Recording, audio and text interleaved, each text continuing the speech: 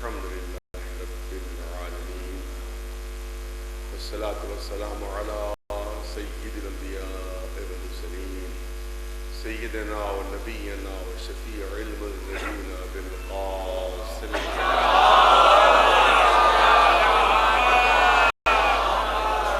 وأهل بيته الطيبين الطاهرين المعصومين أما بعد وقال الله سبحانه تبارك وتعالى في كتابه المبين وهو أصدق القائلين شرع لكم من الدين ما وصى به نوحا والذي أوحينا إليك وما وصينا به إبراهيم وموسى وعيسى أن أقيموا الدين ولا تتفرقوا فيه صلوات الله.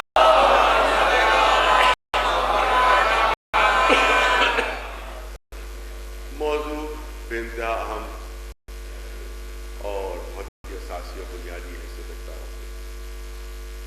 اسلام کے خلاف جو سازشیں ہیں، اسلام کے خلاف جو تحریکیں چلائی جا رہی ہیں ابتدا سے لے کر آج تک،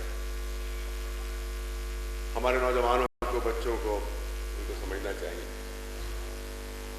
پہلی بات تو یہ ہے کہ دین ہی سے برگشتہ کر دیا جاتا ہے کہ دین کی کوئی ضرورت نہیں ہے، مذہب کی کوئی ضرورت نہیں ہے. اللہ نے تمہیں آزاد پیدا کیا ہے، لہذا آزاد زندگی گزارا. تو پہلی کوشش یہ ہوتی ہے کہ دین ہی سے منحرف کر دیا جائے کہ دین ہی کی کوئی ضرورت نہیں.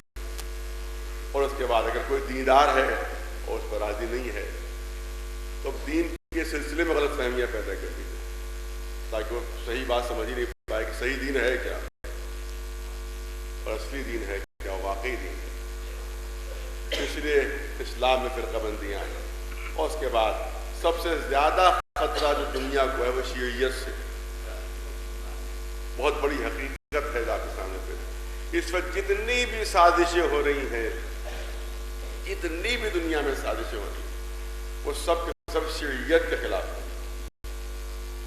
کیونکہ یہی ایسا مضبوط دین ہے اور یہ ایسا اپیلنگ دین ہے اور ذہن اور دل کو اس طرح سے اپیل کرتا ہے کہ جس کی وجہ سے سب سے زیادہ خطرہ دنیا کو اسی شیعیت ہی سے محسوس ہوتا ہے. لہذا سب سے زیادہ جو سازشیں ہیں وہ اسی کے خلاف. القاعدہ اگر کام کر رہا ہے تو شیعت کے خلاف، طالبان اگر کام کر رہے ہیں تو شیعت کے خلاف، وہابیت اگر کام کر رہی ہے تو شیعت کے خلاف.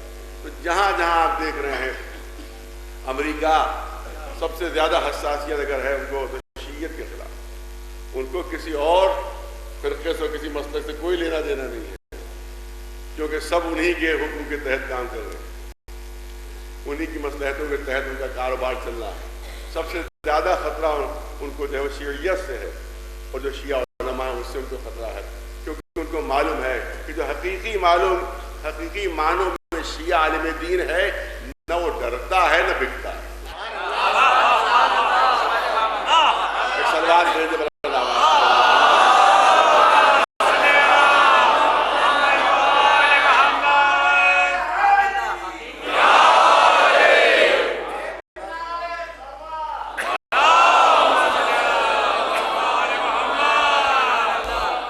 سب سے زیادہ خطرہ ان کو شیعیت سے ہے، دین اسلام سے خطرہ ان کو، اور دین اسلام کی حقیقی تصویر جو ہے ظاہر کو شیعیت کی صورت میں ہے. لہٰذا پہلے کل کی جو تمہیدی مجلس تھی اس میں میں نے جو ضرورت دین ہے اور دین کے خلاف جو سازشیں اس پر ہلکی سی روشنی ڈالی. آج بھی چاہتا ہوں کہ تھوڑا سا اپنے بچوں اور جوانوں کے لیے اس موضوع کو تھوڑا سا درج کیا جائے کہ آپ دیکھیں کہ بغیر، جیسے میں نے کل عرض کیا کہ بغیر کسی قانون کے کوئی معاشرہ نہیں چل سکتا. معاشرے میں اگر فتنہ و فساد سے محفوظ رہنا ہے، امن قائم ہونا ہے، سب کے حقوق ملنا ہے، عدل انصاف، تو اس کے لیے کسی قانون کی ضرورت ہے. بغیر کسی قانون کے کوئی معاشرہ آگے نہیں بڑھ سکتا. اور یہی وجہ ہے کہ آپ دیکھیں کہ ابتدا سے لے کر انتہا تک کوئی نہ کوئی قانون، چاہے وہ ویلیوز کی صورت میں ہو، چاہے وہ اقدار کی صورت میں ہو، چاہے وہ سماج کی اپنی جو قوانین ان کی صورت میں ہو، تو کوئی نہ کوئی قانون ہمیشہ رہا کہ جس کے تحت وہ معاشرہ چلا. بغیر کسی قانون کے کوئی معاشرہ نہیں چل سکتا. اگرچہ ایک تھیوری یہ بھی ہے کہ نہیں، کوئی قانون نہیں ہونے سے، کیونکہ ہم آزاد پیدا ہوئے ہیں، لہذا آزاد ہی زندگی تو ایسے لوگوں سے میں نے کسی موقع پر عرض کیا تھا، یہاں بھی چاہتا ہوں کہ میں اس بات کو پیش کر دوں کہ ممکن ہی نہیں ہے کہ انسان آزاد زندگی بسر کر سکے، ناممکنات میں سے ہے کہ وہ آزاد زندگی بسر کرے، کیونکہ جو آزادی کا نعرہ دیتے ہیں ان کا کہنا بھی کسی قانون کی پابندی نہیں ہونا چاہیے، قانون کی پابندی ہوئی تو اپنے پیروں میں زنجیریں ڈال دیں، لہذا ان زنجیروں کو توڑ دینا چاہیے اور کسی قانون کی کوئی پابندی نہیں ہونا چاہیے۔ تو میں کروں گا کہ نہیں، بغیر ہر انسان کا کوئی نہ کوئی، پہلی بات تو یہ ہے کہ ہر انسان کا کوئی نہ کوئی مذہب ہوتا ہے، ظاہر ہے کہ یہاں پر الگ ہٹ کر مجلسیں ہوتی ہیں اور مجھے یقین ہے کہ اکثریت مجمع کی تو پڑھے لکھے حضرات کا مشتمل، لہٰذا یہاں کو تھوڑا سا الگ ہٹ کر بات ہوتی ہے۔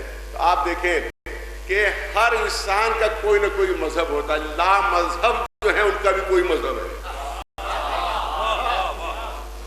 جو کہتے ہیں ہم بے دین ہیں، جو کہتے ہیں کہ ہم لا مذہب ہیں، تو اب لا مذہب کا بھی کوئی نہ کوئی مذہب ہوتا ہے، بغیر مذہب کے کوئی زندگی گزار ہی نہیں سکتا، بسر ہی نہیں کر سکتا۔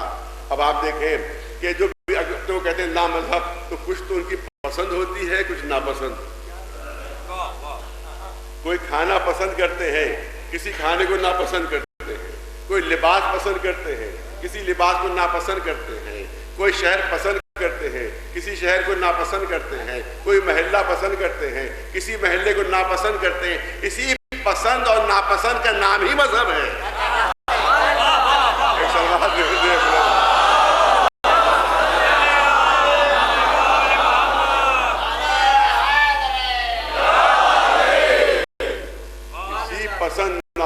کوئی انسان ایسا ہے دنیا میں کہ جس کو کوئی چیز پسند اور کوئی چیز ناپسند ہو؟ ایسا ہو ہی نہ کوئی کہ صاحب کوئی چیز نہ پسند ہے اور نہ ناپسند ہے، ایسا ہو ہی نہیں سکتا، ناممکنات میں سے ہے۔ لہذا جو چیز وہ اختیار کرتا ہے، ان چیزوں کو چھوڑتا ہے، تو یہی اس کا مذہب بن جاتا ہے، یہی اس کا قانون زندگی بن جاتا ہے۔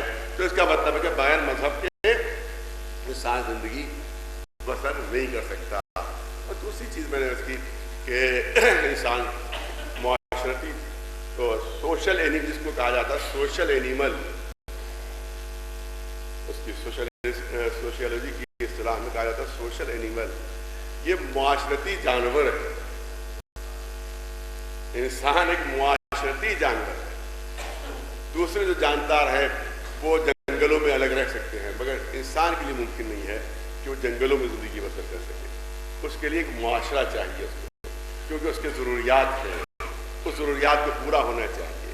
جب ضروریات پورا ہونا چاہیے تو اس کے لیے کچھ افراد ہونا چاہیے جو اس کی ضروریات کو پورا کریں۔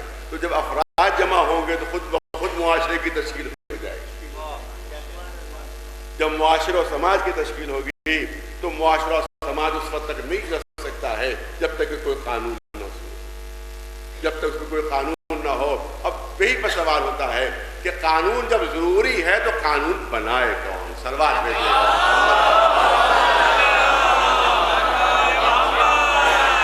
جھگڑا یہیں پر ہے کہ وہ قانون بنائے کون؟ انسان دیکھیے تین چیزیں ہیں، ایک چیز ہے مشاہدہ، پوری توجہ چاہوں گا، میں نے کہا کہ کوئی نیا موضوع ہے، ایک نئے انداز سے پیش کرنا چاہتا ہوں آپ کے سامنے۔ ایک چیز ہے آبزرویشن، ایک چیز ہے آبزرویشن، ایک چیز ہے عقل اور ایک چیز ہے وجدان۔ تین چیزوں کے ذریعے سے انسان کو علم حاصل ہوتا ہے، تین چیزوں کے ذریعے سے انسان کو علم حاصل ہوتا ہے، اور وہ معلومات سے مجہولات تک پہنچتا ہے، معلومات سے مجہولات تک پہنچتا ہے، یعنی جو چیزیں معلوم ہیں ان کے ذریعے سے ان چیزوں تک پہنچتا ہے جو نہیں معلوم، جو چیزوں سے نہیں معلوم ہے اسے مجہولات کہا جاتا ہے۔ تو انسان معلومات سے مجہولات تک تین چیزوں سے پہنچتا ہے، تین چیزوں کے ذریعے سے پہنچتا ہے۔ ایک ہے آبزرویشن، مشاہدہ، دوسرا ہے عقل، انٹیلیکٹ، انسان اس کے ذریعے سے معلومات سے مجہولات تک پہنچتا ہے، اور تیسرا ذریعہ وجدان، جس کو انٹیوشن کہا جاتا ہے، انٹیوشن کے ذریعے سے۔ تو آبزرویشن، تو آبزرویشن میں بہت سی چیزیں تو آبزرویشن میں آتی ہیں اور بہت سی چیزیں آبزرویشن میں نہیں آتی، بہت سی چیزیں آبزرویشن میں نہیں آتی۔ لہذا وہاں کے اوپر عقل استعمال کرنا پڑتی ہے. جو چیزیں مشاہدے میں نہیں آتی ہیں وہاں پر انسان کو عقل استعمال کرنا پڑتی ہے, اور جہاں عقل فیل ہو جاتی ہے وہاں وجدان کام کرتا ہے. ایک سلوات بھیجو اللہ.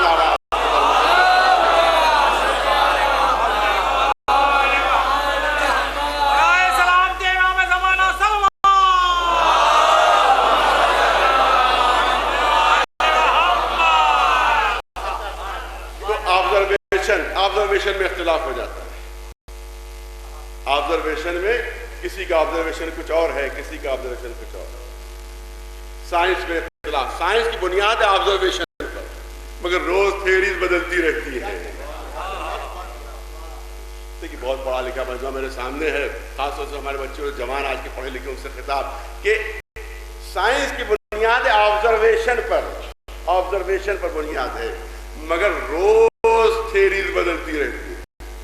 اس کا مطلب ہے کہ آبزرویشن میں اس سے غلطیاں ہوتی رہتی ہیں, مشاہدے میں اس سے غلطیاں ہوتی رہتی ہیں. تو اس کا مطلب ہے کہ اب آبزرویشن پر ہم بھروسہ نہیں کر سکتے. توجہ ہے, مشاہدے پر ہم بھروسہ نہیں کر سکتے. تو اب دوسری چیز آئی عقل. تو ظاہر ہے کہ اب آپ دیکھیں کہ جو کمیونزم, جیسے کل میں نے اشارہ کیا, جو کمیونسٹ تھیوری کے بنانے والے تھے, کیا وہ صاحب عقل نہیں تھے؟ صاحب عقل کے نہیں تھے, صاحب عقل تھے. اور جو سرمایہ دارانہ نظام کی تھیوری پیش کرتے ہیں وہ بھی صاحب عقل ہیں. میں توجہ چاہ رہا ہوں. جو سرمایہ دارانہ نظام کی تھیوری پیش کر رہے ہیں, کیپٹلسٹ جو ہیں وہ بھی صاحب عقل ہیں.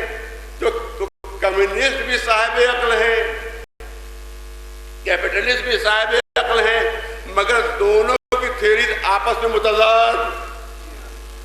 وہ کہتے ہیں کہ سارے سرمایہ کو نیشنلائز کر لینا چاہیے. یہ کمیونسٹ کی تھیوری ہے کہ سارا سرمایہ جو ہے اس میں کسی عوام میں کسی کو حق نہیں حاصل کہ اپنی کوئی ذاتی وہ جائیداد رکھ سکے, ذاتی کوئی سرمایہ رکھ سکے. لہذا سب جو ہے وہ بالکل مشترک ہونا چاہیے, نیشنلائز ہونا چاہیے. یہ ہے کمیونسٹ تھیوری. اور کیپٹلسٹ کہتے ہیں کہ اگر پیٹ بھرنا ہے تو ہر ایک کو سرمایہ رکھنے کا حق حاصل ہونا چاہیے. یہ ہے سرمایہ دارانہ نظام. تو اس کا مطلب ہے عقل ہے مگر ٹکرا رہی ہے. ارے توجہ, عقل ہے مگر ٹکرا رہی ہے. وہ بھی صاحبان عقل ہیں, یہ بھی صاحبان عقل ہیں, مگر دونوں کی تھیوری جو ہے اور ان کی عقل ٹکرا رہی ہے. تو جب مشاہدہ کام نہیں دے رہا ہے, پوری توجہ رہے, جب مشاہدہ کام نہیں دے رہا ہے, جب عقلیں آپس میں ٹکرا رہی ہیں, تو اب تیسری چیز رہ جاتی ہے, اس کا نام ہے وجدان, جس کا نام ہے انٹیوشن. تو جتنے مذہبی رہنما ہیں وہ سب یہی کہہ رہے ہیں کہ ہم پر یہ الہام ہو رہا ہے. عیسائی اپنے الہام کا اعلان کر رہے ہیں, یہودی اپنے الہام کا اعلان کر رہے ہیں, ہندوستانی مذہب والے اپنے الہام کا اعلان کر رہے ہیں. تو اگر اللہ کی طرف سے انہیں الہام ہو رہا ہے تو ایک ہونا چاہیے, اس میں آپس میں ٹکراؤ نہیں ہونا چاہیے. ایک سلوات بھیج دے بلند آواز.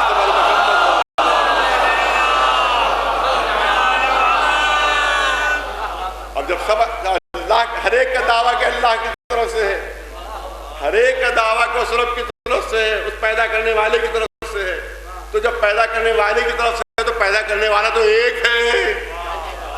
تو جب ایک ہے تو سب کو الہام ایک ہونا چاہیے, لیکن ہر ایک الگ الگ تھیوری پیش کر رہا ہے. اس کا مطلب ہے کہیں نہ کہیں کوئی غلط فہمی ہے. نہ مشاہدہ کام دے رہا ہے, پوری توجہ, نہ مشاہدہ کام دے رہا ہے, نہ عقل کام دے رہی ہے, نہ وجدان اور انٹیوشن کام دے رہا ہے. تو اب کیا چیز رہ جاتی ہے کہ جس کے ذریعے سے ہم حق کو حاصل کریں, جس کے ذریعے سے ہم حقیقت تک پہنچے. تو ہمیں کوئی ایسی شخصیت ملنا چاہیے جو یہ کہے کہ براہ راست اللہ سے ہمارا رابطہ ہے. ایک سلوات بھیج دے بلند.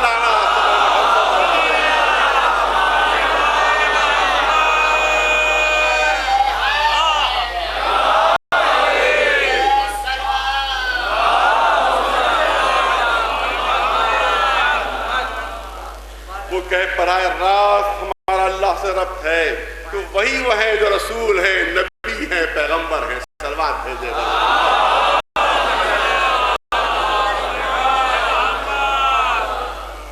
تو اب ہم کو یہ دیکھنا ہے کہ ہم کو دین کس سے لینا ہے، شریعت کس سے لینا ہے، مذہب کس سے لینا ہے۔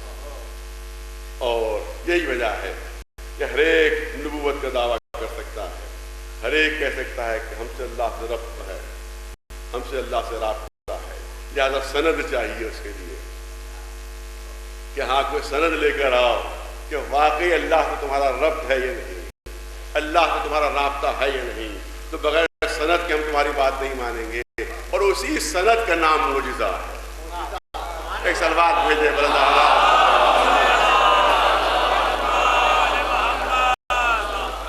اسی سند کا نام معجزہ ہے۔ میں پہلا شد میں نے جو اشرا پڑھا تھا اس کا موضوع میرا یہی تھا۔ بہت سی چیزیں میرے ذہن سے نکل چکی ہیں، لیکن کچھ باتیں ہیں کہ میں چاہتا ہوں صرف 2 یا 5 منٹ میں آپ کے سامنے پیش کروں تو وہ تو پورا اشرا میں پڑھ کروں۔ سند چاہیے، بغیر سند کے نہیں بات مانی جائے۔ جناب عیسیٰ کو مانا، ان کے بعد معجزہ تھا، تسلیم کیا گیا۔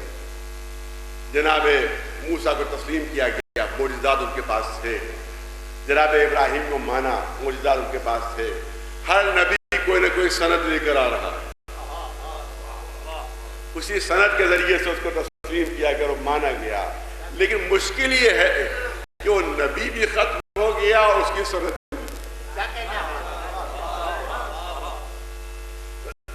آج نہ وہ نبی موجود ہے نہ وہ سند موجود ہے۔ تو آج ہم کیسے مانیں، آج ہم کیسے تسلیم کریں؟ لہذا آج کے زمانے کے لیے بہت معذرت کے ساتھ نہ جناب عیسیٰ آج دنیا ماننے پر تیار ہو سکتی ہے، اس لیے کیونکہ نہ عیسیٰ موجود ہیں زمین کے اوپر، نہ ان کا معجزہ موجود ہے۔ آج ہم جناب موسیٰ کو کیسے تسلیم کریں؟ نہ جناب موسیٰ موجود ہے، نہ ان کا معجزہ موجود ہے۔ آج ہم جناب ابراہیم کو کیسے مان لیں؟ نہ جناب ابراہیم موجود ہیں، نہ ان کا معجزہ موجود ہے۔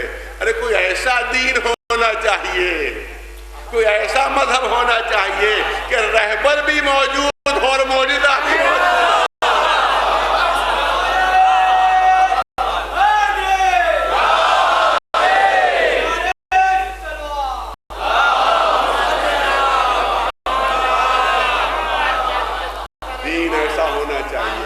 مذہب ایسا ہونا چاہیے کہ اس کا رہبر بھی موجود ہو، اور اس رہبر کو دیا ہو معجزہ بھی موجود ہو۔ یہی وجہ ہے، میں نے کسی مجلس میں عرض کیا تھا کہ احمدی نژاد صاحب جو ایران کے صدر، جب وہ اقوام متحدہ یونائٹڈ نیشن میں پہنچے تو انہوں نے تقریر کی، تو اس میں یادگار جملے انہوں نے کہے، یادگار جو اس وقت فلیش ہوئے تھے پورے یادگار جملے انہوں نے کہے تھے۔ انہوں نے یہ بات کہی تھی کہ صرف ہماری قوم ایسی ہے، صرف پوری دنیا میں روئے زمین پر صرف ایک قوم ایسی ہے، صرف ایک قوم ایسی ہے۔ انہوں نے پہلے پوری تمہید باندھی تھی کہ جس مذہب والے سے پوچھے کہ تمہارا رہبر ہے، کوئی کہے گا کہ تھا،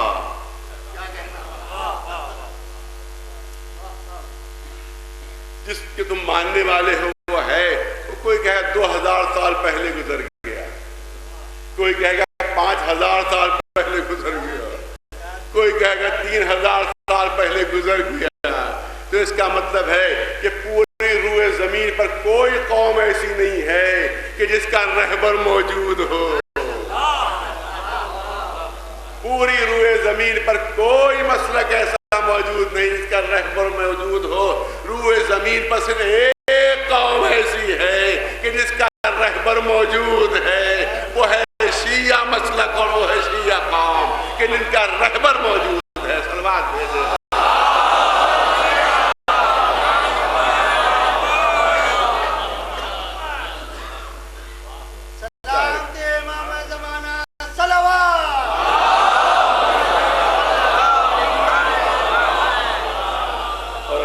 شکر ہے، مجھے فخر ہے کہ اس موضوع پر بھی 3 مسلسل اشرے آپ حضرات کے سامنے پڑھ چکا ہوں، امام زمانہ علیہ السلام کے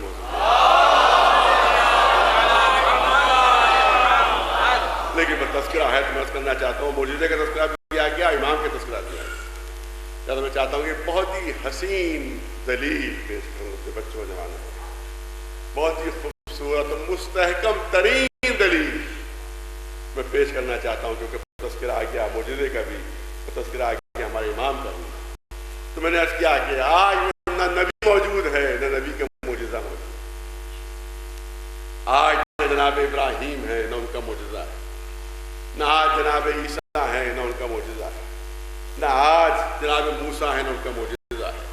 ہم بھی جناب ابراہیم اور جناب موسیٰ اور جناب عیسیٰ کو نہیں مانتے اگر قرآن نے منوایا نہ ہوتا۔ قرآن نے منوایا ہے اس لیے ہم مان رہے ہیں۔ قرآن نے اعلان کیا جناب ابراہیم نبی، ہم نے مان لیا۔ قرآن نے اعلان کیا جناب عیسیٰ نبی، ہم نے مان لیا۔ قرآن نے اعلان کیا ہے جناب موسیٰ نبی، ہم نے مان لیا۔ تو اگر قرآن کا اعلان نہ ہوتا تو ہم بھی ان انبیاء کو نہ مانتے اور نہ تسلیم کرتے، کیونکہ نہ نبی موجود ہے نہ نبی کا معجزہ موجود ہے، اور ہم اس مسلک کے ماننے والے ہیں کہ اس مسلک کا رہبر بھی موجود ہے اور معجزہ بھی موجود ہے۔ پوری توجہ اور حضرت کرنا چاہتا ہوں، اور جہاں جہاں میری آواز جا رہی ہے آپ دیکھیں گے کیا دلیل میں پیش کرنا چاہتا ہوں، پوری توجہ چاہوں گا۔ آپ دیکھیں کہ جس نبی کو جو معجزہ دیا گیا وہ معجزہ اس نبی کے ساتھ ساتھ موجود رہا، اور ادھر وہ نبی دنیا سے رخصت ہوا وہ معجزہ ختم ہو گیا، وہ معجزہ ختم ہو گیا، پھر وہ معجزہ نہیں رہا۔ کوئی بھی آپ مثال لیں، جناب عیسیٰ، ان کا معجزہ یہ تھا کہ مردوں کو جلاتے تھے، مردے زندہ ہو جاتے۔ آج کوئی ایسا موجود ہے جو جناب عیسیٰ کو جلایا ہو؟ معجزہ یہ تھا کہ جو پیدائشی نابینا ان کو آنکھیں عطا ہو جاتی۔ پیدائشی نابینا کی شرط ہے اگر وقتی طور پر کسی کی آنکھیں چلی جاتی ہیں اور اس کو پھر روشنی دے دیتے تو آج کے نوجوان کہتا کہ یہ تو آج کے ڈاکٹر بھی کر دیتے ہیں۔ لہذا پیدائشی جو نابینا ان کو آنکھیں عطا کرتے تھے، ان کو بینائی عطا کر دیتے تھے، مگر آج کوئی موجود نہیں جو یہ کہہ سکے کہ یہ آنکھیں ہمیں عیسیٰ نے عطا کی تھی۔ تو اس کا مطلب ہے کہ نہ نبی موجود ہے نہ نبی کا معجزہ موجود ہے۔ جناب موسیٰ، ان کا وہ عصا کہ جب دریا پر مارا تھا تو دریا میں راستے پیدا ہو گئے، جب زمین پر ڈالتے تھے تو وہ اژدہا بن جاتا تھا، جب آرام کرنے کے لیے لیٹتے تھے تو سایہ دار درخت بن جاتا تھا۔ مگر آج نہ جناب موسیٰ ہیں، نہ وہ عصا ہے، نہ وہ معجزہ ہے، بلکہ روایات میں یہ ہے کہ وہ عصا موجود رہا جناب موسیٰ کے بعد، بنی اسرائیل میں موجود رہا مگر نہ اژدہا بنا نہ سایہ دار درخت بنا۔ جناب سلیمان پیغمبر، ان کا جو تخت تھا جو ہوا میں اڑتا تھا، جناب سلیمان دنیا سے رخصت ہو گئے، وہ تخت موجود رہا مگر پھر ہوا میں نہیں اڑا۔ کیوں نہیں اڑا؟ کیونکہ جس نبی کو دیا گیا تھا وہ نبی دنیا سے رخصت ہو گیا، لہذا اب یہ معجزہ نہیں رہا۔ تو اس کا مطلب ہے کہ معجزے کے لیے شرط، یہ علماء نے تحریر بھی کیا ہے، ہر مسلک کے عالم یہ بات تحریر کی ہے کہ معجزے کے لیے کنڈیشن یہ ہے، معجزے کے لیے شرط یہ ہے کہ جس نبی کو معجزہ دیا گیا ہے وہ نبی ساتھ ساتھ موجود رہے، وہ نبی اس کے معجزے کے ساتھ ساتھ موجود رہے۔ اسی لیے جب تک جناب عیسیٰ رہے ان کا معجزہ رہا، جب تک جناب سلیمان پیغمبر حیات رہی ان کی، اس وقت تک وہ تخت ہوا میں اڑا، اس کے بعد موجود تھا مگر ہوا میں نہیں اڑا۔ ارے تخت تو وہی ہے، سوال یہ ہوتا ہے تخت تو وہی ہے، تو علماء بتاتے تخت وہی ہے مگر جس نبی کو دیا گیا تھا وہ نبی نہیں، لہذا اب یہ تخت معجزہ نہیں رہا۔ بنی اسرائیل کے پاس وہ عصا 300 برس تک موجود رہا کہ جو جناب موسیٰ کے پاس تھا، لیکن نہ نہ وہ اژدہا بنا نہ سایہ دار درخت بنا، کیونکہ وہ دست موسیٰ نہیں رہا جس کو بطور معجزہ دیا گیا تھا۔ تو اس کا مطلب معجزے کے لیے شرط یہ ہے کہ وہ نبی ساتھ ساتھ موجود ہو۔ اب میرا سوال یہ ہے مسلمانوں سے، مجھے ذرا یہ بتا دے کہ قرآن مجید آج معجزہ ہے یا نہیں؟ ہے کسی مسلمان میں جرأت، ہے کسی مسلمان میں ہمت جو آج یہ کہہ سکے کہ قرآن مجید زمانہ رسالت میں معجزہ تھا، آج معجزہ نہیں؟ ارے ادھر یہ جملے زبان سے نکالے، ادھر اسلام سے خارج۔ سب مسلمان کہہ دیں گے ارے یہ قرآن کے اعجاز سے انکار کر رہا ہے، قرآن کے معجزہ ہونے سے انکار کر رہا ہے، یہ مسلمان نہیں رہا۔ تو اس کا مطلب یہ ہے کہ اپنے اسلام کو محفوظ رکھنے کے لیے یہ عقیدہ رکھنا ضروری ہے کہ قرآن آج بھی معجزہ ہے، اور صرف یہی نہیں کہ آج بھی ہے بلکہ یہ بھی عقیدہ رکھنا ضروری کہ قیامت تک معجزہ رہے گا۔ اگر کسی نے یہ عقیدہ رکھا کہ آج تو ہے مگر 100 سال بعد معجزہ نہیں رہے گا تو وہ بھی اسلام سے خارج ہو جائے گا۔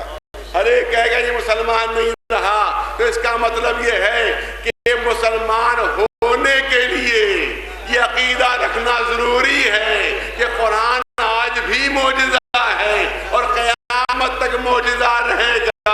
میں پوچھنا چاہتا ہوں کہ قرآن تو نظر آ رہا ہے، وہ نبی کہاں ہے؟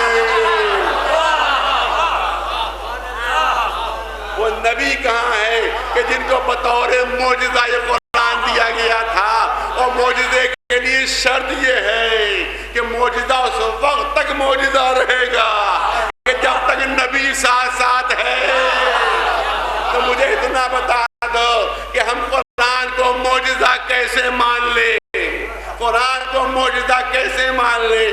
تو یاد رکھیے کہ اگر قرآن کے اعجاز کو بچانا ہے، اگر قرآن کے اعجاز کو بچانا ہے اور اسی کے ذیل میں اپنے اسلام کو بچانا ہے،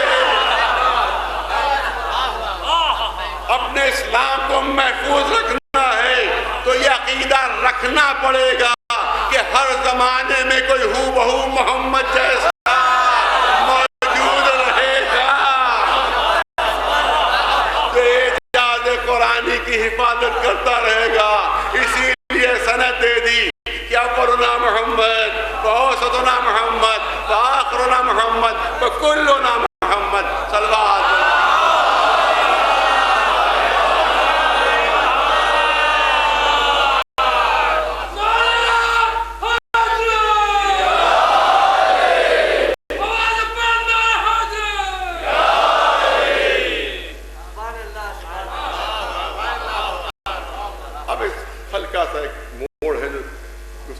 چاہتا ہوں کہ دیکھیں ایک چیز ہے عادت اور ایک چیز ہے فطرت، ایک چیز ہے عادت ایک چیز ہے فطرت۔ عادتیں بدلتی رہتی ہیں مگر فطرت نہیں بدلتی، عادتیں بدلتی رہتی ہیں۔ ایک زمانے میں لکھنؤ میں انگرکھا تھا، اس کے بعد دوپلی ٹوپی ہوتی تھی سیدھی اس طرح سے، وہ پہن کے لوگ نکلتے تھے انگرکھا، اور اس میں آستینوں میں چنتیں پڑی ہوئی ہوتی تھی، خصوصیت سے اس زمانے کا فیشن تھا، آستین میں چنتیں پڑی۔ آج کوئی اگر ایسی شیروانی اور ایسا کوٹ پہن کر نکلے کہ جس میں چنتیں پڑی ہوئی ہو تو لوگ کہیں گے گھڑے کے اندر نکال کے لایا۔ آج چلے گا وہ فیشن؟ تو اس کا مطلب ہے کہ پہلے یہ فیشن تھا لیکن اب وہ فیشن ختم ہو گیا، اور روز بروز فیشن بدلتے رہتے، روز بروز نوجوانوں فیشن بدلتے رہتے، کھانے بدل گئے، رہن سہن کا انداز بدل گیا، کپڑے لباس بدل گئے، زبان بدل جاتی ہے۔ آپ دیکھیں زبان بدل جاتی ہے، آپ 100 کلومیٹر آگے چلے جائیں تو محاورے بدلی ہوئے ملیں گے، زبان بدلی ہوئی آپ کو ملے گی۔ آپ 500 کلومیٹر دور چلے جائیں تو زبان بالکل بدلی کہ وہ اب بول رہے ہیں اپنی، آپ اپنی بول رہے ہیں، نہ آپ ان کی سمجھ رہے ہیں نہ وہ آپ کی سمجھ رہے ہیں. تو معلوم زبان بدل جاتی ہے، لباس بدل جاتے ہیں، غذا بدل جاتی ہے، مکان بدل جاتے ہیں، مگر فطرت میں جو بھوک ہے وہ نہیں بدلتی. فطرت میں جو پیاس ہے وہ نہیں بدلتی. جو مکان کی ضرورت ہے فطرت میں وہ نہیں بدلتی. جو لباس کی ضرورت ہے فطرت میں وہ نہیں بدلتی. بچے کا رونا کبھی بدلا؟ ایک شلوار بھیج دے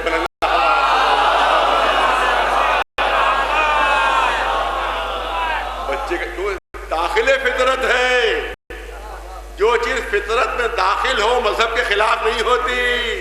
اب نہ کہنا کہ رونا بدعت ہے.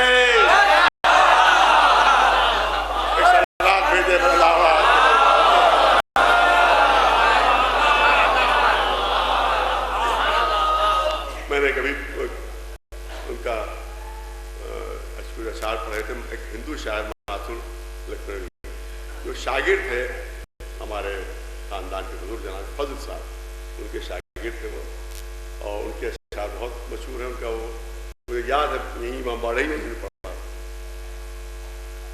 کسی کو فرما کے امام باڑے میں انہوں نے اشعار پڑھے تھے کہ مجھے ہلکے ہلکے یاد ہے کہ یہ آہ نہیں ہے بجلی ہے، یہ آہ نہیں ہے بجلی ہے، یہ اشک نہیں ہے موتی. ایک ہندو شاعر ہے جو ایک بات کہہ رہے ہیں کہ یہ آہ نہیں ہے بجلی ہے، یہ اشک نہیں ہے موتی ہے. ارے جو چیز ہو فطرت میں شامل وہ بھی کہیں بدعت ہوتی ہے.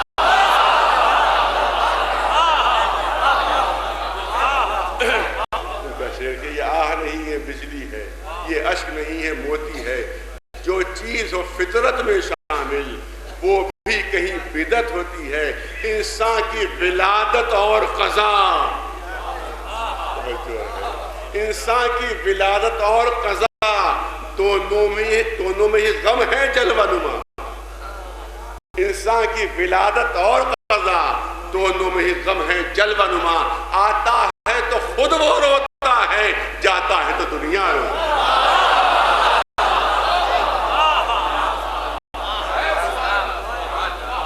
سلوات بھیجے اللہ.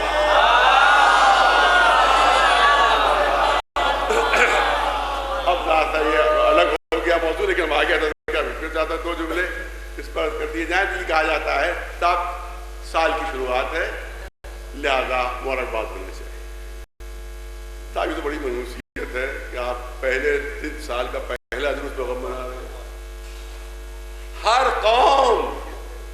قوم سال کے پہلے دن میں خوشی مناتی ہے، کوئی شک نہیں خوشی مناتی ہے، مبارکبادیں دی جاتی ہیں، مٹھائیاں بانٹی جاتی ہیں. آپ کو سال کا پہلا دن مبارک ہو، سال کا پہلا دن مبارک ہو. اور مسلمان بھی اسی رنگ میں رنگنا چاہتے ہیں جو غیروں کا رنگ ہے، اسی رنگ میں مسلمان اپنے کو رنگنا چاہتے ہیں. اب یہ بدعت نہیں ہے، یہ پہلے سال کی مبارکباد یہ بدعت نہیں ہے. رسول اللہ کے زمانے میں کسی نے دی تھی، اصحاب میں سے کسی نے دی مبارکباد، تابعین میں سے کسی نے دی مبارکباد. اگر مبارکباد دی تو ٹھیک ہے، داخل اسلام ہے. اگر کسی نے نہیں دی مبارکباد، آپ دے رہے ہیں تو یہی ہوگی بدعت، یہی ہوگی بدعت. تو یہاں کے اوپر کہا جاتا ہے، اس میں ایک پہلو پیش کیا جاتا ہے، اس سے ذہن کبھی کوئی بچوں کو متاثر ہو جاتا ہے کہ صاحب یہ تو منحوسیت ہو گئی کہ صاحب آپ جو پہلے دن سال کا پہلا دن ہے اس دن آپ رو رہے ہیں، پیٹ رہے ہیں، تو اب سال بھر روتے گزرے گی آپ کو. لہٰذا خوش ہوئیے، ہنسیے، مسکرائیے پہلے دن، تاکہ پورا سال خوشی میں گزرے، تاکہ پورا سال ہنستے ہوئے گزرے، تاکہ پورا سال خوشی میں گزرے. تو مطلب یہ فلسفہ پیش کیا جاتا ہے، تھیوری پیش کی جاتی ہے کہ اگر پہلے دن آپ رو رہے ہیں تو سال بھر روتے ہوئے گزرے گا، اور پہلے دن اگر ہنسیے تو سال بھر ہنستے ہوئے گزرے گا. تو میں کہتا ہوں کہ جب آپ کو سال کے پہلے دن کا خیال ہے کہ پہلے دن اگر آپ روئے تو سال بھر روتے رہیں گے، پہلے دن اگر ہنسے تو سال بھر ہنستے رہیں گے، تو کاش پیدائش کے وقت بھی یہ خیال رکھو.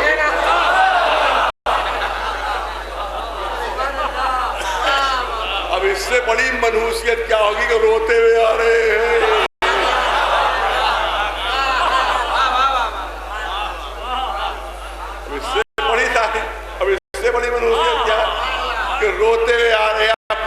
زندگی روتے رہو گے؟ ارے جب زندگی کی ابتدا رونے سے ہو رہی ہے تم کہتے ہو کہ رونا منوسیت پیدا کر دے گا.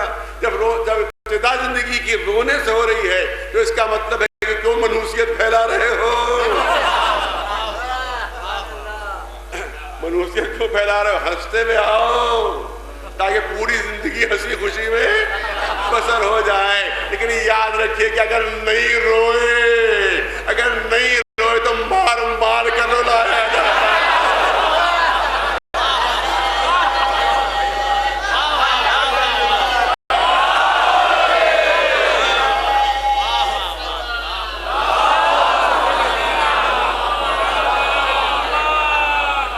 ڈاکٹر مارتا ہے, نرسیں مارتی ہیں.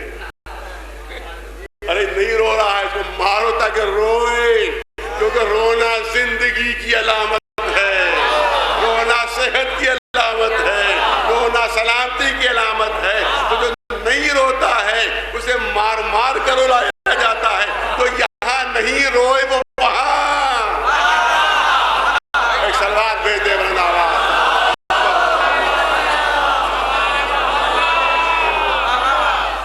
ایک سلوات بلند آواز سے بلند.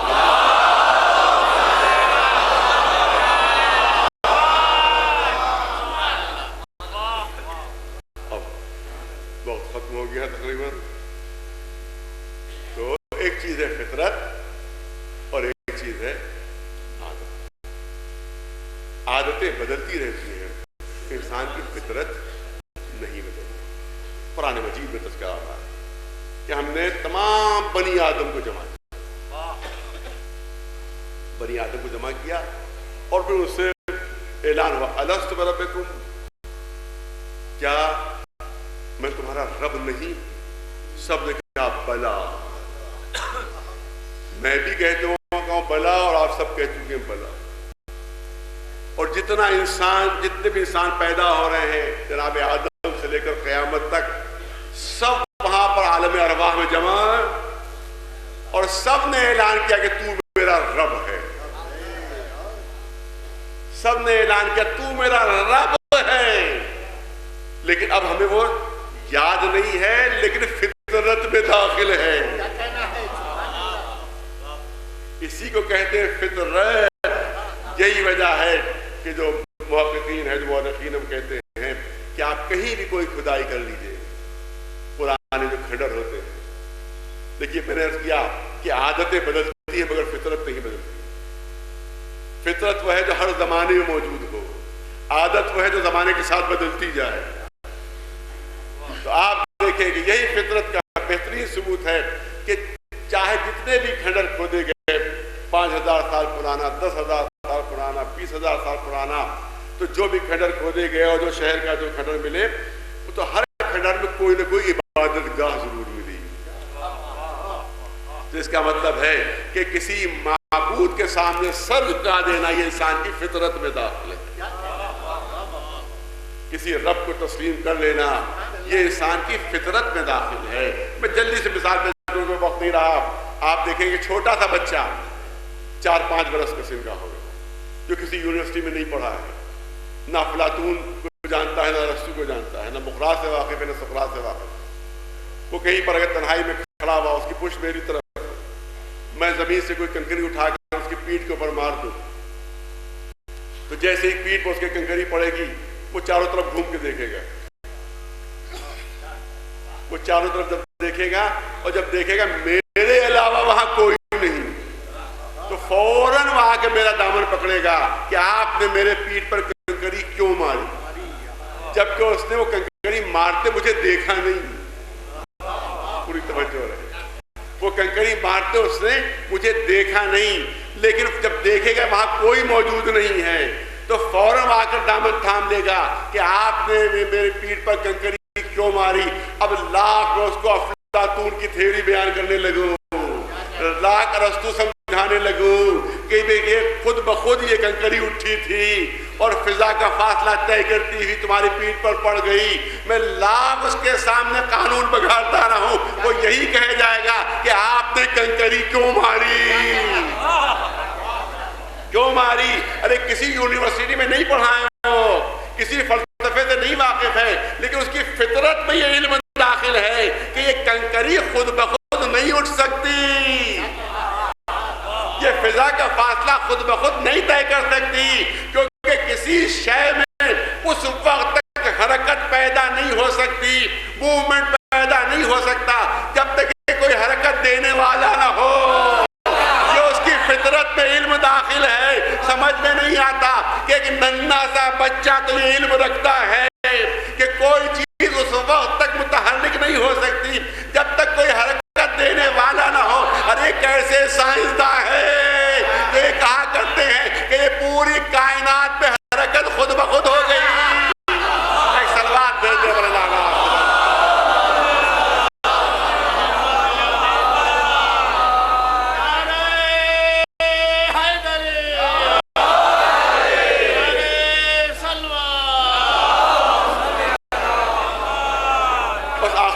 آپ کے سامنے عرض کر دوں کیونکہ بہت کے دامن کی گنجائش نہیں ہے۔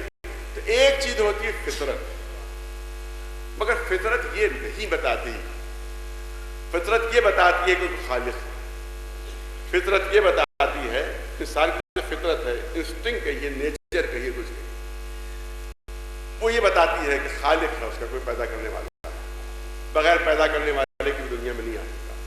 لیکن فطرت یہ نہیں بتاتی کہ وہ خالق کے صفات کیا ہیں، وہ خالق کے کمالات کیا ہیں، وہ یہ نہیں بتاتی کہ 365 ہے یا ایک ہے۔ بہت نازک مرحلہ ہے جس سے گزرنا ہے۔ فطرت یہ بتاتی ہے کہ خالق ہے، فطرت یہ بتاتی ہے کہ پیدا کرنے والا ہے، اس کے صفات کیا ہیں، کمالات کیا ہیں، یہ فطرت نہیں بتاتی۔ وہ یہ نہیں بتا سکتی کہ ایک ہے کہ 365۔ اس کے لیے رسول معین ہے، اس کے لیے اللہ کی طرف سے رہبر اور رہنما معین ہے، وہ آ کر بتاتے ہیں اس کے صفات کیا ہیں، اس کے کمالات کیا ہیں۔ اسی لیے سورہ قل هو اللہ میں اعلان ہوا، قل هو اللہ احد، اے رسول کہہ دیجئے کہ وہ اللہ احد ہے، وہ اللہ احد ہے، وہ اللہ احد ہے۔ یہ وہ کس کی طرف ہے؟ مفسرین نے بتایا یہ وہ کا لفظ کس کی طرف ہے؟ کہ یہ وہ فطرت کی طرف اشارہ ہے، انسان کے انسٹنکٹ کی طرف، فطرت کی طرف اشارہ ہے، جو فطرت بتا رہی ہے کہ کوئی خالق ہے، مالک ہے، پیدا کرنے والا۔ وہ یہ نہیں بتاتی کہ ایک ہے کہ 365۔ یہ رسول نے آ کر اعلان کیا کہ وہ احد ہے، وہ وحدہ لا شریک ہے، وہ 365 نہیں بلکہ یکا و تنہا ہے۔ تو اس کا مطلب یہ ہے کہ اللہ کی الوہیت اس وقت تک ثابت نہیں ہوئی جب تک کہ دو گواہوں نے گواہی نہیں دی، جب تک دو گواہوں نے گواہی نہیں دی۔ ایک گواہ کون ہے؟ فطرت، اور دوسرے گواہ رسول۔ ایک گواہ ہے فطرت، دوسرے گواہ رسول، مگر خصوصیت کیا ہے؟ فطرت خاموش ہے اور رسول بول رہے ہیں۔ میں توجہ چاہوں گا صاحبان ذوق کی، دو گواہ ہیں مگر دونوں گواہوں میں ایک فرق ہے۔ فرق یہ ہے کہ فطرت خاموش ہے اور رسول بول رہے ہیں۔ تو دو گواہوں سے گواہی ثابت ہوئی مگر ایک گواہ خاموش، ایک گواہ بولنے والا۔ آپ کی جانی پہچانی اصطلاح میں بتا دوں کہ ایک گواہ صامت ہے، ایک گواہ ناطق ہے۔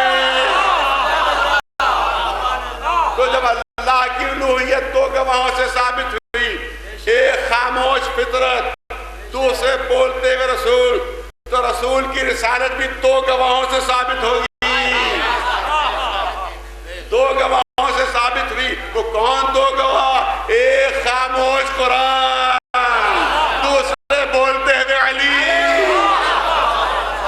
ایک سلوات بھیج دے مولانا۔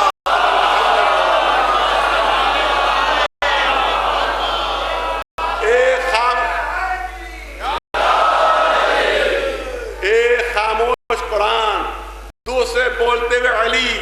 تو اس کا مطلب ہے اسلام میں، شریعت میں طے ہے کہ کم از کم دو گواہ ہونا چاہیے، کم از کم دو گواہ ہونا چاہیے۔ لہذا اللہ کی الوہیت ثابت ہو رہی ہے دو دو گواہوں کے ذریعے سے، ایک خاموش فطرت، دوسرے بولتے ہوئے رسول، رسول کی رسالت ثابت ہوئی دو گواہوں کے ذریعے سے، ایک خاموش قرآن، دوسرے بولتے ہوئے علی۔ تب ہمارے جتنے امام ہیں ان سب کی امامت جو ثابت ہوگی انہی دو گواہوں کے ذریعے سے، ایک خاموش ہوگا ایک بول رہا ہوگا۔ اسی علی کی امامت ثابت ہوئی خاموش قرآن، دوسرے بولتے ہوئے امام حسن۔ توجہ رہے، امام حسن کی امامت ثابت ہوگی خاموش قرآن، دوسرے بولتے ہوئے امام حسین۔ امام حسین کی امامت ثابت ہوگی دو گواہوں کے ذریعے سے، خاموش قرآن اور بولتے ہوئے امام زین العابدین۔ ارے چوتھے امام کی امامت ثابت ہوگی دو گواہوں کے ذریعے سے، خاموش قرآن اور دوسرے بولتے ہوئے امام محمد باقر۔ پانچویں امام کی گواہی امامت ثابت ہوگی دو گواہوں کے ذریعے سے،